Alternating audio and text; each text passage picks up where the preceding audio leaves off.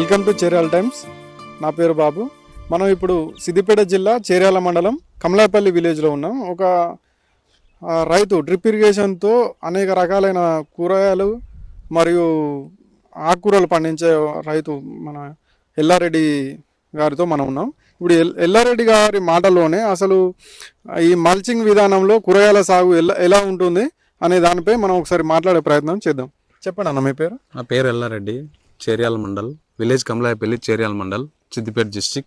నేను ఈ కూరగాయల వెజిటేబుల్కు వచ్చేసి ఒక 6 సంవత్సరాలు అవుతుంది సార్. ఇది వచ్చేసి ఇప్పుడు ఈ పోయిన సంవత్సరంకి ఈ సంవత్సరం చాలా వర్షాప్రభావం, బాగా ఇబ్బంది ఉంది. ఈ ఉన్న వాటర్, కొద్ది వాటర్ తోటైనా మనం ఇక్కడ వచ్చేసి కాకర పెట్టాను. కాకర ప్లస్ ఈ మల్చింగ్ ప్లస్ ఇవన్నీ ఉన్న వాటర్ తోటైనా కొంచెం దాంతో పంటలు తీసుకుంటున్నాను.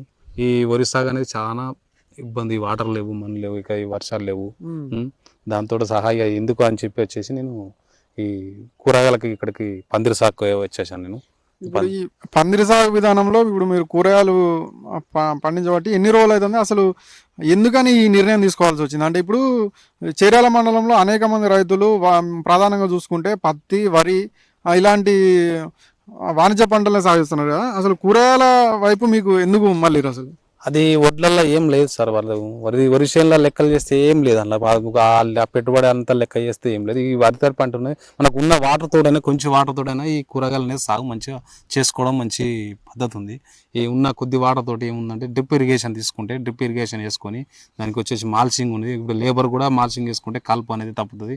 దాంతో ఉన్న వాటర్ తోటైనా ఒక ఎకరం వరి వారేది 4 ఎకరాల కూరగాయలు పడుతుంది. కూరగాయలు వారియచ్చు.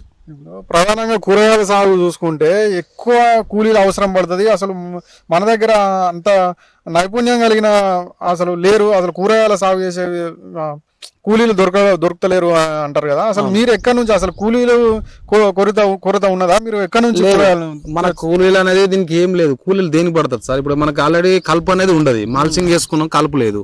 ఏమున్నా పందిరి సాగే కదా. మనకు మీదకి ఏమున్నా కటింగ్ చేసుకున్నా ఒకరితోటి ఇద్దరితోటి ఇది ఉన్న లేబర్ మొత్తం మనకు ఉన్న కూరగాయలు మొత్తం మేము కటింగ్ చేసుకుంటున్నాం. లేబర్ మనకు ఇలాంటి ప్రాబ్లం లేదు. దీనికి లేబర్ అనేది బట్టరు. వరిసేనుకున్న లేబర్కు దీనికి చాలా తేడా. దానికి నాటేయాలంటే ఒక ఎకరం వేయాలంటే ఒక 12 మంది లేబర్ కావాలి. మరి మనం ఉన్న ఒక లేబర్ ఒక్కరితోటి ఇద్దరితోటి మనం ఇదంతా వర్క్ చేసుకుంటున్నాం, కటింగ్ చేసుకుంటున్నాం. ఇప్పుడు ప్రధానంగా చూసుకుంటే తెలంగాణ ప్రభుత్వము ఈ కూరగాయల సాగు మీద ఇప్పుడు ఉద్యానవన పంటల కింద ఇవి కనీలు కావచ్చు, ఇలా పందిరి సాగు గురించి అనేక మంది రైతులకు అవగాహన కల్పించింది. అలాగే సబ్సిడీలు కూడా ఇస్తానమన్నట్టు చెప్తుంది. అసలు మీకేమైనా సబ్సిడీలు అందాయా? మీ సొంత ఖర్చుతోటి ఏర్పాటు చేసుకున్నారా? ఎట్లా అసలు? అది ఫస్ట్ నేను సొంత ఖర్చుతోటి పెట్టుబడి పెట్టాను. ఇదంతా ఫస్ట్ డబ్బులు నా చేతి నుంచి వేసుకున్నాను. పందిరి కాడీలు, వైరింగ్ మొత్తం చేసుకున్నాక తర్వాత గవర్నమెంట్ సబ్సిడీ ఇచ్చింది, మనకు వచ్చేసింది సబ్సిడీ. అప్పుడు ఫస్ట్లో ఈజీఎస్లో తీసుకున్నాను. ఇప్పుడు వ్యవసాయ అధికారులు కావచ్చు, అలాగే ఉద్యాన పంట అధికారులు కావచ్చు. ఇప్పుడు మన సిద్దిపేట జిల్లాలో చూసుకుంటే ముఖ్యంగా కమలాపల్లి విలేజ్ పేరే వస్తుంది. ఎందుకంటే ఇప్పుడు జిల్లా అధికారులు కావచ్చు, మండల వ్యవసాయ అధికారులు కావచ్చు, కానీ మీ దగ్గరకు వచ్చే ఎప్పుడైనా సలహాలు, సూచనలు ఇచ్చిరా మీరు? అసలు ఎట్లా? మనకేం వాళ్ళు ఉద్యాన శాఖ నుంచి అయితే ఇలా మనకు సలహాలు ఏమి ఇవ్వలేదు. కాకపోతే ఈ సబ్సిడీ అనేది వాళ్ళు ఈ మాల్చింగ్ సబ్సిడీ, ఈ పందిరి సబ్సిడీ ఇవన్నీ మనకు ఇక్కడికి వచ్చి ఫోటోలు ఇట్లా అవన్నీ తీసుకొని వెళ్ళారు. మనకు సబ్సిడీ కూడా ఇచ్చారు. ఎన్ని ఎకరాల్లో కాకర పంట వేశారు? మేము 1.5 ఎకరం కాకర వేసాను, 2 ఎకరాలు బీర వేసాను, 1 ఎకరం టమాటా వేసాను, 1 ఎకరం చిల్లర ఉంటుంది బుడమ వేసాను, దోస. ఇన్ని పంటలు ఉన్నాయి కదా. ఇప్పుడు దీన్ని పంట మార్పిడి చేస్తారా, లేకుంటే ఇప్పుడు కాకర పెట్టిన సపరేట్ కాకర పందిరికి కాకర కేటాయిస్తారా? ఈసారి కాకర వేసానా, మళ్ళీసారి బీరకేస్తా. ఇలా ఆ బీర అడుగులా కాకర వేస్తా. మార్పిడి చేస్తేనే పంట వస్తుంది. ఊకే పెట్టిన దానిలో ఒకటే పెట్టుబడి పెడితే కూడా పంట వెళ్ళదు. ముఖ్యంగా చూసుకుంటే కాకర ఇది ఉన్నది కదా, దీని కింద అంతర పంట ఏమన్నా సాగు చేసుకోవచ్చా ఇట్లా చేసుకోరాదు. చేసుకుంటే అది మనకు రెండో పంట అయ్యే వరకు దీనికి వచ్చిన వైరస్ దానికి రాదు, దానికి వచ్చిన వైరస్ అనేది మనం మందులు కొట్టలేకపోతాం. ఒకటే ఉన్న దానిలో సపరేట్ ఏది పెట్టుకున్నా ఒకటే పంట పెట్టుకోవాలి మనం. అందులో ఇంకొక దానిలో ఇంకో పంట పెట్టుడు వచ్చేస్తుంది, పంట రాదు, దిగుబడి రాదు, వైరస్ వస్తుంది. దానికి వచ్చిన వైరస్ వేరే ఉంటుంది, దీనికి వచ్చిన వైరస్ వేరే ఉంటుంది. ఇప్పుడు దీని కూరగాయలు సరే పండించడం వరకు ఓకే. ఇప్పుడు మనకు హైదరాబాద్ వచ్చేసి ఇక్కడ నుంచి సుమారు ఒక 120 కిలోమీటర్ల దూరం ఉంటుంది. ఇప్పుడు ఇప్పుడు మీరు ఎక్కడెక్కడ మార్కెటింగ్ చేస్తారు, అసలు ఎక్కడ తీసుకెళ్తారు ఈ కూరగాయలని? మేము తీసుకెళ్లేది బోయినపల్లి, హైదరాబాద్ బోయినపల్లి మార్కెట్ ఒకటి, సిద్దిపేట మార్కెట్ ఒకటి, పోతే కరీంనగర్ మార్కెట్ ఒకటి. అదే కదా కాకపోతే మాకు ఈ బేరగాళ్ళు అనేది మాకు కాంటాక్ట్ ఉన్నారు, వాళ్ళు వచ్చేసి మన బై దగ్గరనే ఖరీదు చేసుకొని వెళ్ళిపోతారు. ఇప్పుడు చూసుకుంటే ఇప్పుడు ఊర్లో రైతులు కావచ్చు, కానీ ఇప్పుడు వర్షా ప్రభావం వల్ల చాలా మంది రైతులు దిగులు పడతారు. అసలు పంటలు వేసినా పత్తితో పెట్టినా కానీ ఇంతవరకు మొలకెత్తని పరిస్థితి ఉన్నది. అసలు పొలాలల్లో కొన్ని వేల రూపాయలు వెచ్చించి చేతులు కట్టుకొని చూస్తా ఉన్న పరిస్థితి ఇప్పుడు వానదేవుని వాన కోసం చూసే పరిస్థితులు. అసలు అలాంటి రైతులకు మీరు ఇచ్చే సలహా ఏంటిది? పెట్టుకోమని చెప్తాం సార్. మనం వెజిటేబుల్ పెట్టుకోండి, అదొకటి ఇదొకటి, వంకాయ ప్లస్ టమాటా అదొకటి ఇదొకటి పెట్టుకుంటే ఇప్పుడు వర్షాధారం మీద ఆధారపడితే మనకు వర్షాలు పడేటట్లేవు. ఉన్న కొద్ది వాటితోటైనా ఈ అరతాడి పంటలకు పునాస వేసేది తోటలకు వస్తే మనకు వచ్చేసి 45 డేస్లో క్రాప్కి వస్తుంది. అదే నువ్వు పత్తికెళ్ళు మీదకి వెళ్ళలేదు, దానికి టైం పడుతుంది, 3 నెలలు పడుతుంది దగ్గర. అది క్రాప్ రావాలి, దానికి వర్షాలు పడతలేవు. అది అసలు ఇప్పుడు మొలకెత్తడం కూడా లేదు వాస్తవానికి. పత్తులు పెడితే మక్కలు వేసినా అవన్నీ అక్కడే ఆల్రెడీ పోయినట్టు. అవి ఇప్పుడు ఈ ఎల్నినో ప్రభావం గురించి ప్రభుత్వం కొన్ని లక్షల రూపాయలు ఖర్చు చేసి టీవీలలో కానీ పేపర్లో కానీ అసలు పంటలు తక్కువ వేయండి, అసలు తక్కువ నీరు ఉపయోగపడే ఆరుదాడి పంటలు వేయాలని చెప్తుంది. అసలు ఈ విధానంలో ఇప్పుడు మీరు చూసుకుంటే మీకు ఏమనిపిస్తుంది? అంటే నేను ఒక్కనే ఇట్లా వేసినా అనిపిస్తుంది, మీకు ఎట్లా ఉంది? లేదు, ఏ రైతు అయినా మనం సహకరిస్తాం. ఎందుకంటే ఇది తోట గీ తోట పెట్టుకోమని చెప్తున్నాం. అందుకే వరి చేనుకు అనేది ఓకమని చెప్తున్నాను నేను కూడా ఇప్పటికీ. వరి చేను అనేది అలా లాభాలు లేవు, వరి చేనుకు ఓకుర్రి.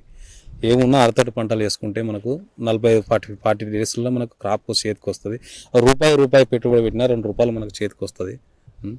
అది ఈ వర్షాలు లేవు, ఈసారి చాలా ఇబ్బంది ఉంటుంది అని చెప్పి చెప్తున్నాను. అలా ఇప్పుడు ఈ వీడియో చూసి ఒక యువ రైతులు కావచ్చు, మామూలుగా ప్రధానంగా మన చేర్యాల మండలం రైతులు కావచ్చు, జిల్లా రైతులు కావచ్చు, మీ సలహాలు సూచనలు కోరుకుంటారు. అసలు మీరు వారికి ఏ విధమైన సలహాలు చేస్తారు? నేను వాళ్ళు ఏది సహకరిస్తా అంటే అది దానికి నేను ఇప్పుడు విత్తనాలు కావచ్చు, విత్తనాలు ఎక్కడ తెచ్చుకోవాలి, అసలు దానికి పురుగుల మంది పిచ్చుకారు కానీ ఇప్పుడు లోపల కాంప్లెక్స్ ఎరువులు కానీ ఏ విధంగా అందిస్తారు వీటికి? ఇప్పుడు ప్రధానంగా చూసుకుంటే ఇప్పుడు కాకర తోట ఉన్నది, ఇది మల్చింగ్ అసలు పాతదాని లెక్క ఉంది కదా, ఇది ఎన్నోసారి దీన్ని వాడడం మల్చింగ్? ఇది రెండో బిడ్ సార్, ఇది రెండోసారి కవర్ వేసుడు. మనం దాని లోపల స్టార్టింగ్ నుంచి అసలు ఎట్లా ప్రాసెస్? ఫస్ట్ మనం పశువుల పెండ పోస్తాం. లైన్ గా పొడుగుతా పశువుల పెండ పోసినాక బోజలు కొడతాం. ట్రాక్టర్ తోటి మట్టి ఎక్కిస్తాం. మట్టి ఎక్కించినాక దానిలో ఫర్టిలైజర్ DAP అనేది పోస్తాం. DAP పొటాష్ అనేది పోసేసి దాన్ని మొత్తం లేబర్ 2-3 లేబర్ తోటి ఏం చేస్తామంటే నేర్పించి దాని మీకే డ్రిప్ ఇరిగేషన్ సాపి వచ్చేసి మొత్తం మళ్ళీ మాల్చింగ్ తీసుకొచ్చి మాల్చింగ్ వేసుకుంటా లేబర్ తోటి మాల్చింగ్ వేసేసినామంటే దానికి మనకు కలుపు అనేది చాలా తప్పేస్తుంది. దాంతో మనకి దాంతో పని లేదు. ఇప్పుడు మొక్కలు చూసుకుంటే ఇప్పుడు మొక్కలు మీరు నర్సరీలో పెంచి ఇక్కడ తీసుకొచ్చి నాటుకుంటారా, లేకుంటే మీ ఇక్కడ డైరెక్ట్? అది తీగ జాతి అనేది బీర కాకర అనేది మనం ఇత్తులే పెట్టుకుంటాం. ప్యాకెట్లు దొరుకుతాయి, అది షాప్లో సిద్దిపేట పోయినా ఎక్కడ పోయినా షాప్లలో ఇత్తులు దొరుకుతాయి. మనకు నర్సరీలో పోసేది ఒక టమాటా నారు తప్ప, టమాటా వంకాయ ఇవి నారు పోసి తెచ్చుకుని అక్కడనే పోపిస్తాను టమాటా. నేను కూడా ప్రతిసారి టమాటా నర్సరీలో పోపిస్తా. సిద్దిపేటలో ఎల్సాంపల్లి ఉంది, అక్కడ నర్సరీ ఉంది, ఆ నర్సరీలో పోపించి నాటు 20 రోజులకు నాటుకొస్తుంది టమాటా నారు. మనం ప్యాకెట్లు ఇచ్చేస్తే వాళ్ళు ఓపించి పెంచి ఇస్తారు. మనకు మొక్కకు 30 పైసలు తీసుకుంటారు వాళ్ళు, ఒక మొక్క లెక్క. మనం వచ్చేసి నాటేసుకోవచ్చు టమాటా. ఇప్పుడు ఒక ఎకరా కాకరకు వచ్చేసి మామూలుగా ఎంత పెట్టుబడి వస్తుంది, ఎంత దిగుబడి వస్తుంది, అసలు రైతుకు ఎంత మిగులుతుంది? ఈ రైతుకు మిగిలేదు అంటే మార్కెట్ రేటు బట్టి ఉండాలి సార్. రేటు మనకు అనుకూలించింది అనుకో రూపాయి ఎక్కువనే వస్తుంది. ఇప్పుడు మినిమం ఇక్కడ ఎకరం ఎకరన్నర దాకా ఉంటుంది. మనకు వచ్చేసి 1 లక్ష చిల్లర పెట్టుబడి అయింది. ఇప్పుడు మనకు మార్కెట్ అనుకూలించింది అనుకో, ఇది రేటు మార్కెట్లో మంచి రేటు ఫలించింది అనుకో, మనకు 2 లక్షల నుంచి 3 లక్షల దాకా లాభాలు వస్తాయి. ఇప్పుడు మామూలుగా మన వేరే జిల్లాలలో చూసుకుంటే అసలు రైతులు ఎక్కువ కూరగాయలు పండించడం చేత కూడా దళారుల చేతిలో మోసపోతారు. దళారులు ఇచ్చిన కాడికే తెచ్చుకోవాల్సి వస్తుంది. కూరగాయల సాగులో కూడా ఎలాంటి లాభాలు ఉండలేవు అని కొందరు రైతులు చెప్తున్నారు. అసలు ఏమంటారు మీరు ఆ విషయం గురించి? అది తప్పు. అది ఎందుకు మోసపోతాం? మనం మార్కెట్లో చుట్టూ 4 మార్కెట్లు ఉన్నాయి. మనకు ఆల్రెడీ ఫోన్లో కూడా రోజు రోజు మనకు మార్కెట్ రేట్లు వస్తుంటాయి. ఇప్పుడు సిద్దిపేట ఉంది రైతు బజారు, నాకు రోజు అక్కడ నుంచి రోజు 10 గంటలకు కరెక్ట్గా మనకు ఫోన్లోకి వస్తుంది. గీ కూరగాయకి ఇంత రేటు ఉంది, గీ రేటు ఉంది, టమాటాకి ఇంత ఉంది, బీరకాయకి ఇంత ఉంది, కాకరకి ఇంత, ప్రతి ఒక్క కూరగాయ మనకు ఆల్రెడీ ఫోన్లో వాట్సాప్ ద్వారా వస్తుంది. మనం దాన్ని చూసుకొని మనం బేరం ఇస్తాం. ఇక ఏం తెలియని రైతు ఏం చెప్తాడంటే మోసపోతుండొచ్చు. ఇప్పుడు 4 మార్కెట్లు తెలుసుకుని మనం బేరం ఇచ్చుకోవాలి. ఇప్పుడు బీర తోట వేశారు కదా, అసలు అది ఎన్ని రోజులు అవుతుంది నాటుకొని? అసలు దాన్ని ఇప్పుడు అసలు పంట కోతకాలానికి వచ్చిందా? వచ్చేసింది. ఆల్రెడీ ఒక 10 days లో మనకు క్రాప్ స్టార్ట్ అవుతుంది. 40 days అవుతుంది. 45 days నుంచి స్టార్ట్ అవుతుంది క్రాప్ తెంపడం. మనకు 40 days అవుతుంది ఇప్పుడు అది బీర పెట్టి. ఇంకొక 10 daysలలో మనకు ముమ్మూరు క్రాప్ స్టార్ట్ అవుతుంది. మీరు చెప్పే విధానం ఎట్లుందంటే అసలు కూరగాయల సాగుతోటి ఒక నెల 15 రోజుల వ్యవధిలోనే మనకు వస్తాయి. మనం కనీసం పెట్టుబడి వెళ్ళేమన్నా అసలు మనకు డబ్బులు వస్తూ ఉంటాయి, దాంతోనే రొటేషన్ చేయొచ్చు అని అంటారు. అవునవును. పెట్టుబడి పెట్టిన మనం రూపాయి పెడితే 2 రూపాయలు ఖచ్చితంగా వస్తాయి మనకు.